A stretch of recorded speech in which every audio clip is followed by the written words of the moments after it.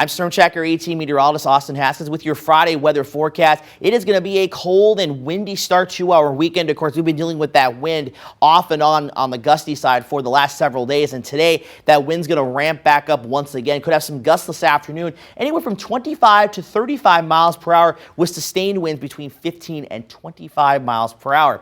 On top of that, the clouds are going to move in pretty quickly after a sunny start to the day. So we're not going to warm up a whole lot today.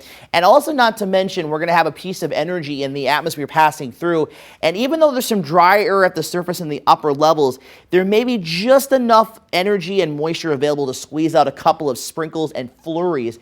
Yes, snow flurries passing through late this morning into the afternoon.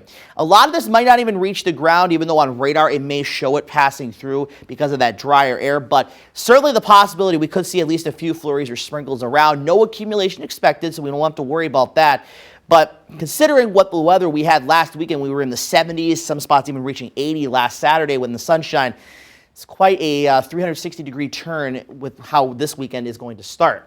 We'll have partly to mostly cloudy skies tonight into tomorrow morning, and maybe a stray flurry or two passing through.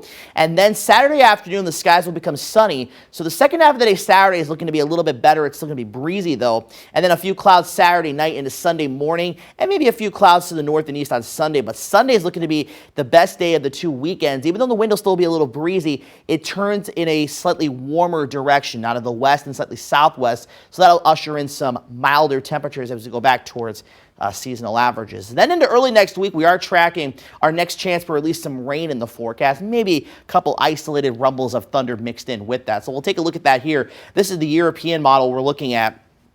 And into the afternoon and evening hours, we'll start to see at least some scattered showers developing.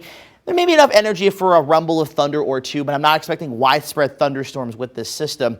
And in fact, this run of the European is actually showing the rain being pretty scattered in nature and really not much in the Chippewa Valley Monday night into Tuesday. But it does show at least some activity maybe spilling in Tuesday afternoon and into Tuesday evening. The American GFS model is showing a little more widespreadness in the rain Monday afternoon, Monday night into Tuesday morning. So a little bit of, model discrepancy still, but we'll kind of iron the details out over the weekend. So highs today, low to mid 40s with that wind. It's going to make it feel more like the 30s out there today. So be sure to dress warm if you're going to be heading out and about.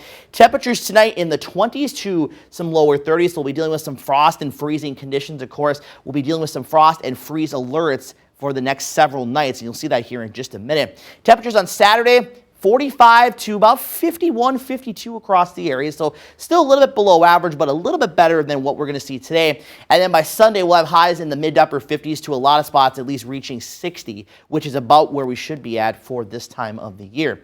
And as I mentioned, we'll be dealing with the potential for frost and freezing conditions at times 5 of the next 7 nights. You'll see that for tonight into tomorrow morning, Saturday night into Sunday morning, and once again Sunday night into Monday morning. Though Sunday night into Monday morning will be just a little bit warmer. Lows will be closer to freezing and maybe even about 33, 34 degrees. Whereas the next 2 nights and mornings will be down in the 28 to 30 degree range. And then we may be dealing with frost and freezing conditions again Tuesday night and Wednesday night next week. So if you already did a little bit of planting, if you didn't bring them inside this morning, you'll definitely want to bring them inside as we head into this weekend and early next week. Now, as we get into Monday, again, we'll have that chance of rain around a high of 64 degrees. Temperatures drop a bit Tuesday and Wednesday, but by the middle of next week, we'll at least dry out with temperatures near to maybe just slightly below average.